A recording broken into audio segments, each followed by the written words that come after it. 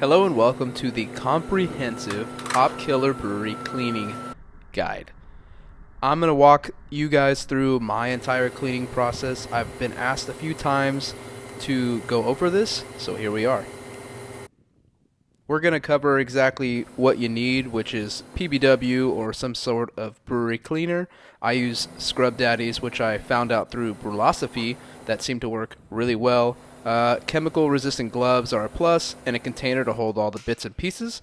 And in this video, we're going to cover the cleaning of stainless steel fermenters, in this case a brew bucket, a counterflow chiller, a mash tun, and a brew kettle.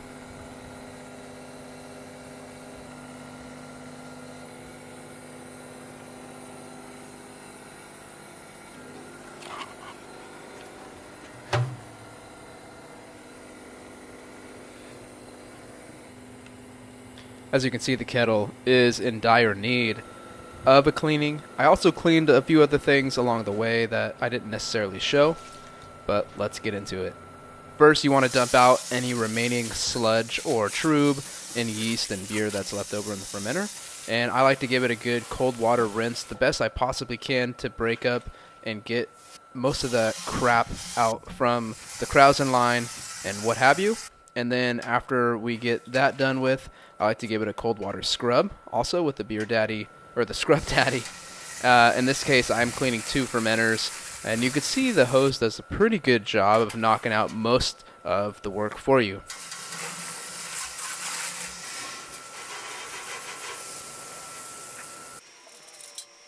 I then disassemble everything on the fermenter.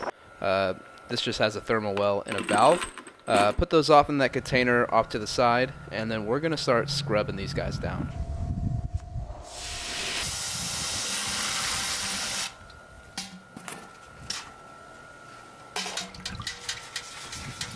What's cool about the Scrub Daddy is it's stiff or less stiff based upon the temperature of the water you're using with it.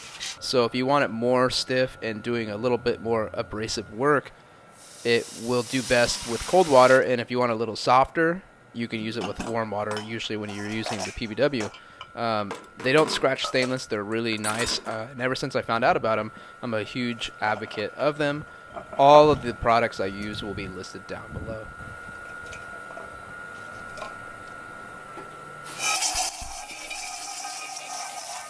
Making sure on these brew buckets to take the gasket off the lid is crucial, especially when you have some krausening hitting those. You want to make sure everything is nice and clean and giving yourself those warm and fuzzies. Once the cold water rinse and scrub is done with the brew buckets, I like to transfer over some RO water from my HLT to my kettle and then mix in the amount of PBW. In this case, I'm using 1.5 ounces per gallon. Pretty much to clean the majority of the kettle and the counterflow chiller along with the brewery pump, I just do a nice little CIP and run a loop for about 20 minutes.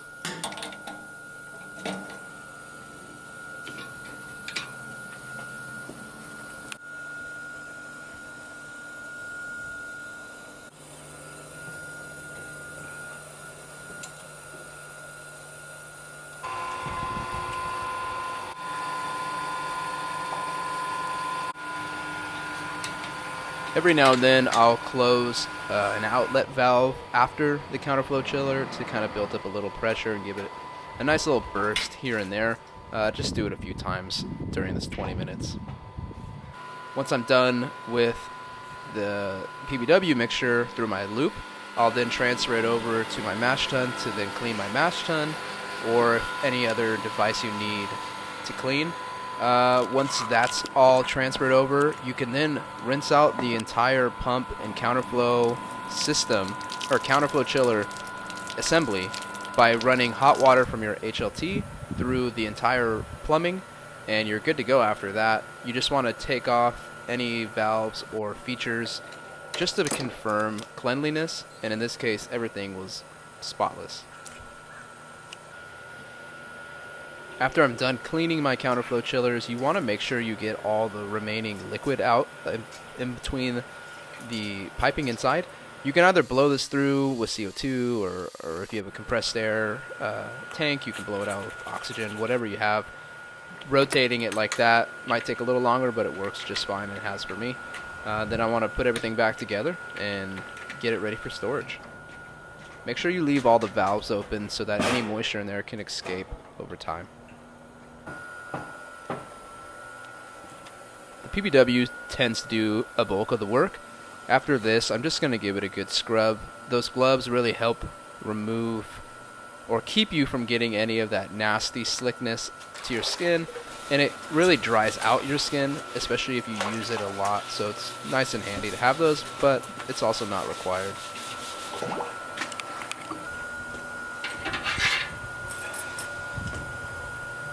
Making sure to remove everything is critical. I remember when I would have threaded bulkheads and valves, I never really did this, and now that I have tri-clamp attachments for my kettle, it makes things so much easier, and I actually end up doing it when before I wouldn't.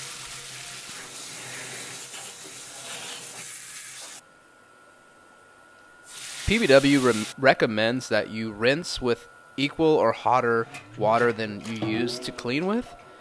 On like the Counterflow system and soft goods like the tubing, I do that, but with stainless, I've really found that it doesn't make any difference as long as you adequately and thoroughly rinse. I just use regular hose water, and it seems to be just fine for me. If you're worried about it, definitely make sure to follow the recommended hot water after PBW. Now that the mash has got the soak, I'm going to take some of that PBW mixture I used for the kettle and give each fermenter a good scrub down. Even though I could have done without, I like to make sure that everything is thoroughly cleaned, especially on the cold side, and it doesn't take more than a few minutes, so it's worth doing.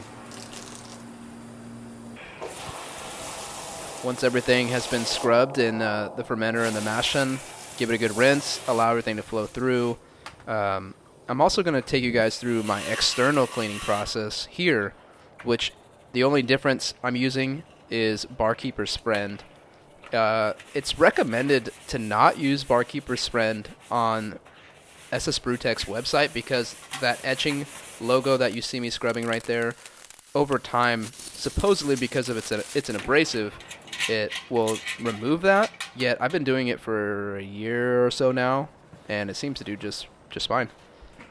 Works really good on the kettle. I didn't go that crazy hard on that bottom section because it eats up the Scrub Daddy, but everywhere else it gets everything looking brand new. Does a really good job. And what's cool about Barkeeper's Friend is you can use it elsewhere in the house, pots and pans, stainless steel sinks, what have you. It does a really good job. It's worth having around. Look at that thing shining. Make sure you give yourself, make sure you rinse really well externally, and you want to make sure you rinse the inside again just for anything that might have seeped back in. You really don't want that in your beer or your wort. As you can see, I hit it on the mash tun as well off camera, but it looks really, really nice.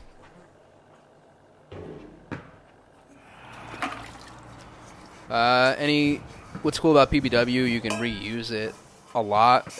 We're actually very not efficient with our use of cleaning chemicals as homebrewers.